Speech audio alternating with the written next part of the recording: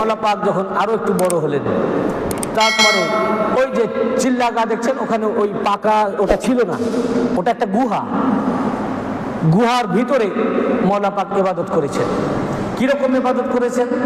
মওলা পাক 40 দিন ওই গুহার ভিতরে ইবাদত করতেন।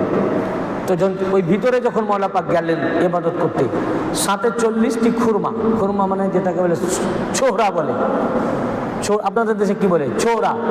চৌরা মানে যে খুরমা বা চৌরা, যেটা হচ্ছে খেজুর, শুকনা খেজুর যেটা, হ্যাঁ ওটাকে ছোহরা বলে বাংলায়, হ্যাঁ আর খুরমাও বলে, উর্দুতে খুরমা বলে, বাংলায় ছোহরা বলে।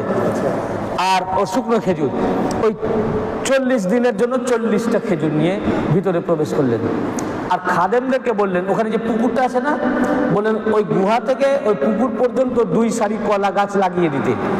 আর হুকুম করলেন যে 40 দিন পর আমি বেরিয়ে আসবো, বুঝেছেন না? 40 দিন পর যখন আমি বেরিয়ে আসবো, তখন আমি একটা তোমাদেরকে ইঙ্গিত করব।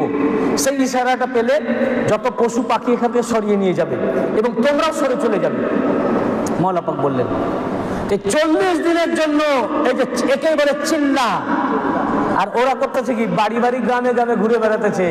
এটা চিল্লাহ নয়, চেল্লা মানে চিৎকার করা, হাঁড়ি কলসি নিয়ে চিৎকার করিতেছে, লোককে দেখাইতেছে। চিল্লা যেটা নেওয়া হয় লোককে দেখাবার জন্য নয়, আল্লাহর মহব্বতে। তারা গোপনে ঘরের ভিতরে, মসজিদের কোণে, গুহার ভিতরে, ময়দানে, জঙ্গলে এরা চিল্লা, এটাকে চিল্লা বলে। আল্লাহ ওলিরা করেন, একে বলে চিল্লা, আর ওদেরটা হচ্ছে চিল্লানো। বুঝতে পেরেছেন না? এটা আল্লাহর ওলিরা করেন। তো 40 দিনের জন্য ওখানে প্রবেশ করলেন। মওলা পাক ওখানে ইবাদত করতেন, আর ইফতারির জন্য একটি খেজুর, উনি রোজা থাকতেন, ইফতারির টাইমে শুধু একটি খেজুর খেতেন। এইভাবে 40 দিন যখন পূর্ণ হলো, মওলা পাক কথা মতো কিছু একটা ইঙ্গিত দিলেন, ইশারা করলেন। সেই ইশারা পেয়ে ওনার খাদেমরা, তখন জঙ্গল ছিল, সেখান থেকে যত জন্তু জানোয়ারকে সরিয়ে নিল এবং তারাও দূরে চলে গেলেন। দূর থেকে অবলোকন করছেন। মওলা পাক যখন গুহা থেকে বার হলেন ওই চিল্লা গা থেকে, তখন থেকে নাম হয়ে গেল চিল্লা গা। চিল্লা গা যেই বার হলেন, উনারা তো মওলা পাককে দেখতে পাচ্ছেন না, উনাকে দেখছেন না, দেখছেন একটা রোশনি আলো। আর আলোটা যেই বেরিয়েছেন, সাথে সাথে জঙ্গলে আগুন লেগে গেল। এখন উনি 2 সারি যে কলা গাছ, কাঁচা গাছ লাগিয়ে দেওয়া হয়েছে, ওই কলা গাছের মাছ দিয়ে দৌড়াতে দৌড়াতে চলে আসলেন। উনার নূরের তাজাল্লিতে 2 সারির কলা গাছ পুরে ছাই হয়ে গেল। উনি ওই পুকুরে ঝাঁপ দিলেন। ওই পুকুরে উনি 7 দিন শুধু নাকটা জেগেছিল, উনি নিজে ডুবে থাকতেন। পুরো জিসমে আতাহারকে ঠান্ডা করার জন্য পুকুরে ডুবিয়েছিলেন।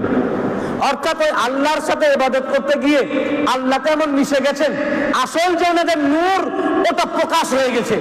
আর মওলা পাকের নূরে স্ত্রীগঞ্জের সমস্ত জঙ্গল আগুন লেগে ছাই হয়ে গেল। মওলা পাক জানতেন যে আমার নূরে জঙ্গল পূর্বে, তাই সব খাদেমদেরকে বলেছিলেন সরে যেতে। এই জন্য আমাদের গ্রামেরই একজন, উনি মূর্খ লোক, লেখাপড়া জানতেন না, কিন্তু উনি খুব কবিতা বলতে পারতেন, নাচ তৈরি করতে পারতেন, এমনি মুখে মুখে, লিখে নয়। তো উনি একটি নাচ তৈরি করেছিলেন, উনার ইন্তেকাল হয়ে গেছে।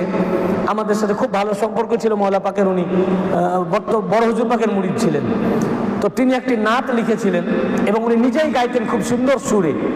তো সেই নাচটি হচ্ছে, খোদার নূরে তুর পাহাড় পুরে, খোদার নূরে তুর পাহাড় পুরে, মুসা নবী হন বেহুশ, মানুষের নূরে জঙ্গল পুরে, তিনি কোন মানুষ।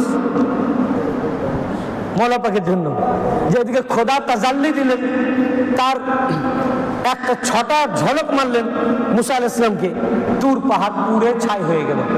তো এটা খোদার নূরে, আর এটা মানুষের নূরে স্ত্রীগঞ্জ পাকের জঙ্গল পুরে গেল, ইনি কোন মানুষ? আসলে মওলা পাকে, খান্নান পাক, ইনারা তো সব আল্লাহ তাআলার নূর। বুঝতে পেরেছেন না?